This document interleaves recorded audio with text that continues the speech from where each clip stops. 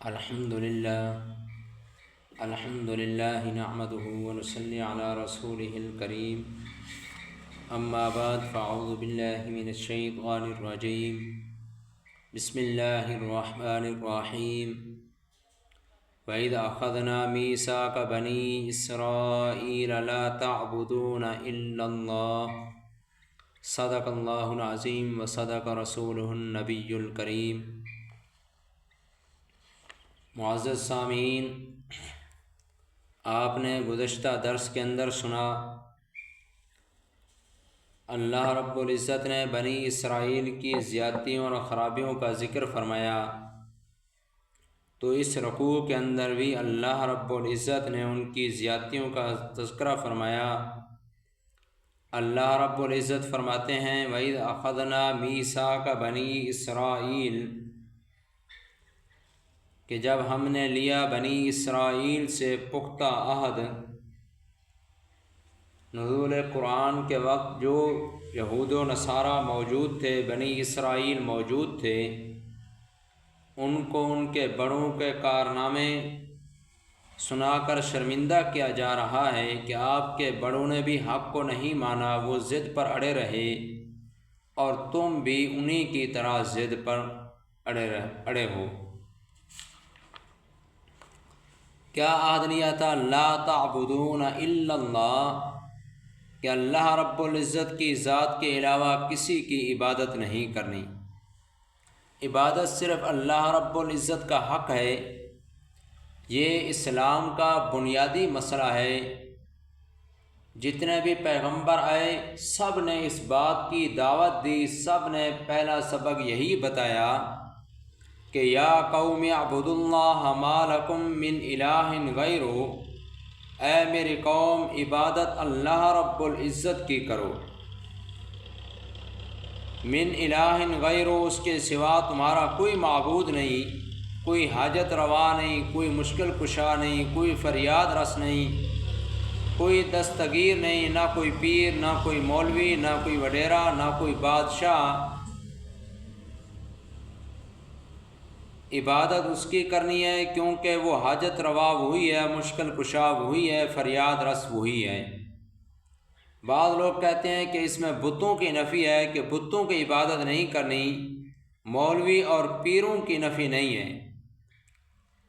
یہ بات ان کی بالکل غلط ہے، کیونکہ مولویوں اور پیروں کو بھی رب بنایا گیا ہے۔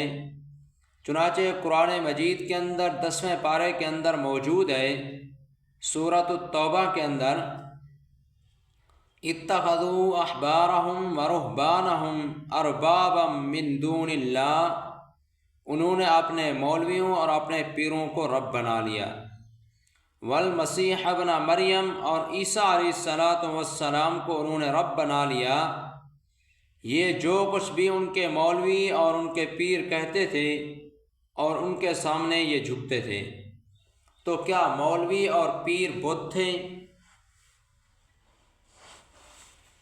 اور کیا عیسیٰ علیہ السلام والعیاذ باللہ بت تھے؟ انہوں نے ان کی عبادت شروع کر دی، سجدے بھی کرتے تھے اور ان کے سامنے جھکتے بھی تھے اور کہتے تھے کہ ہم ان کی تعظیم کرتے ہیں، عبادت تو نہیں کرتے۔ تو اللہ رب العزت نے سب سے پہلا عہد جو بنی اسرائیل سے لیا وہ کیا ہے؟ لا تعبدون الا اللہ، اللہ رب العزت کی ذات کے علاوہ کسی کی عبادت نہیں کرنی۔ وبالوالدین احسانا، اور دوسرا حکم والدین کے ساتھ اچھا سلوک۔ اللہ رب العزت کے سوا کسی کی عبادت نہیں کرنی اور والدین کے ساتھ حسن سلوک کرنا ہے۔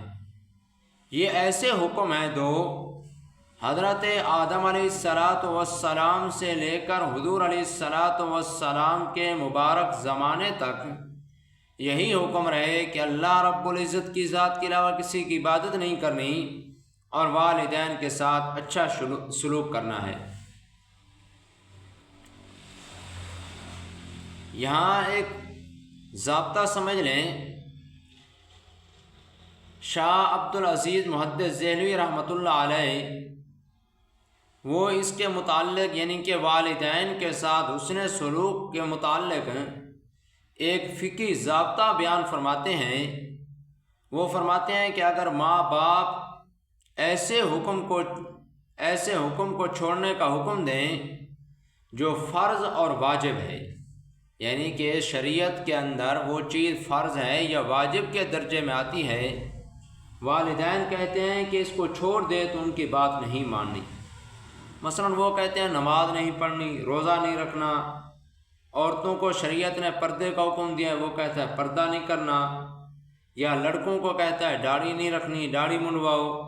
تو یہ تمام چیزیں فرض یا واجب کے درجے میں آتی ہیں، لہذا اگر وہ ان کے چھوڑنے کا حکم دیں تو ان کی بات نہیں ماننی، کیونکہ حضور علیہ الصلاۃ والسلام کا فرمان ہے لا طاعت لمخلوق فی معصیت الخالق، رب تعالیٰ کی نافرمانی میں مخلوق کی اطاعت جائز نہیں ہے، یعنی کہ ایسے کام کے اندر لوگوں کی اطاعت نہیں کرنی جس کے اندر اللہ رب العزت کی نافرمانی ہو۔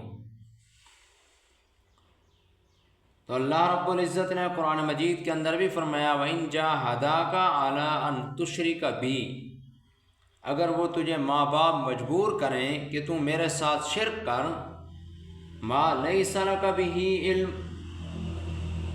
جس کا تجھے علم بھی نہیں ہے، فَلَا تُطِعْهُمَا، تو ان کے اندر ان کی اطاعت نہ کر۔ ہاں البتہ وہ احکام جو سنت مؤکدہ ہیں، جیسے نماز جماعت کے ساتھ پڑھنا سنت مؤکدہ ہے، اگر کوئی آدمی 3 نمازیں بغیر کسی عذر کے جماعت کے ساتھ نہیں پڑھتا تو وہ فاسق اور فاجر ہے، اور شریعت کے اندر اس کی گواہی کا کوئی اعتبار نہیں ہے۔ اگر والدین ایسے کام کے چھوڑنے کا حکم دیں جو سنت مؤکدہ ہیں، اگر ایک آدھ مرتبہ کہیں تو مان لو، اگر عادت بنا لیں تو پھر ان کی بات نہیں ماننی۔ اور وہ احکام جو مستحب کے درجے میں آتے ہیں، اگر والدین ان کے چھوڑنے کا حکم دیں کہ یہ کام نہ کرو، میری خدمت کرو، تو اس پر والدین کی بات پر عمل کریں اور ان مستحبات کو چھوڑ دیں۔ مثلا کہیں نفلی نماز نہ پڑھ، نفلی روزہ نہ رکھ، ہماری خدمت کر، تو ان سے والدین کی خدمت مقدم ہے، وہ نفلی روزہ نہ رکھے، والدین کی خدمت کرے۔ وذی القربیٰ، اور قریبی رشتہ دار، قریبی رشتہ داروں کے ساتھ بھی اچھا سلوک کرنا ہے، بول چال، لین دین، معاملات کے اندر ان کا پورا خیال رکھنا ہے۔ والیتامیٰ، اور یتیموں کے ساتھ، یہ تمہارے فرائض کے اندر داخل ہیں، یعنی کہ قریبی رشتہ دار، والدین، یتیم، مسکین، ان کے ساتھ اچھا سلوک کرنا یہ تمہارے فرائض کے اندر داخل ہے کہ اپنے محلے یا اپنے شہر، اپنے علاقے یا اپنے قصبے کے اندر یتیموں کو تلاش کر کے ان کی ضرورتوں کو پورا کرنا، ان کا انتظام کرنا، یہ تمہارے فرائض کے اندر داخل ہے۔ والمساکین، اور مسکینوں کے ساتھ بھی اچھا سلوک کرنا، کہ مسکین اسے کہتے ہیں جو صاحب نصاب نہ ہو، تھوڑی بہت آمدن تو ہو مگر اخراجات اس سے زیادہ ہوں، تو اس کے ساتھ بھی اچھا سلوک رکھنا۔ وَقُولُوا لِلنَّاسِ حُسْنًا، اور یہ بھی ان کے اندر، عہد کے اندر یہ بات داخل تھی کہ لوگوں کو اچھی بات کہو گے، کسی کو چڑھانے والی بات نہیں کرنی، ٹیڑھی اور ضد کی بات نہیں کرنی، شرافت اور ادب کو ملحوظ رکھ کر ان کے ساتھ بات کرنی ہے، کیونکہ بہت سارے جھگڑوں کی بنیاد غلط گفتگو ہوتی ہے۔ مثلا آدمی کسی سے فحش مذاق کرتا ہے، وہ برداشت نہیں کرتا، جھگڑا فساد پیدا ہو جاتا ہے، لہذا اپنی زبان کو محتاط رکھنے کا اللہ رب العزت نے ان کو حکم دیا۔ وَأَقِیمُوا الصَّلَاةَ، اور نماز کو قائم کرو، ان پر صرف 2 نمازیں فرض تھیں۔ وَآتُوا الزَّکاۃَ، اور زکوٰۃ ادا کرو گے، ان پر جو زکوٰۃ تھی وہ ہماری بنسبت سخت تھی، ان پر چوتھائی تھی۔ مثال کے طور پر 4000 میں سے 1000، 400 میں سے 100 دینا ہے، 4 روپے میں سے 1 روپیہ دینا ہے، اور ہمارے اوپر جو 40 ہے یہ 40واں حصہ ہے، ہم پر 40,000 میں سے 1,000 ہے، ان پر 4,000 پر 1,000 تھا۔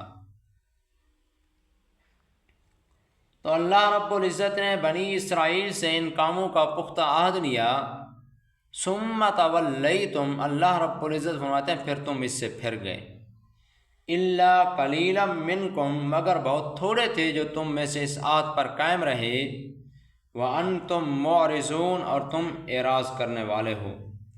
آگے بھی اللہ رب العزت نے انہی بنی اسرائیل کی عہد شکنی کا ذکر فرمایا۔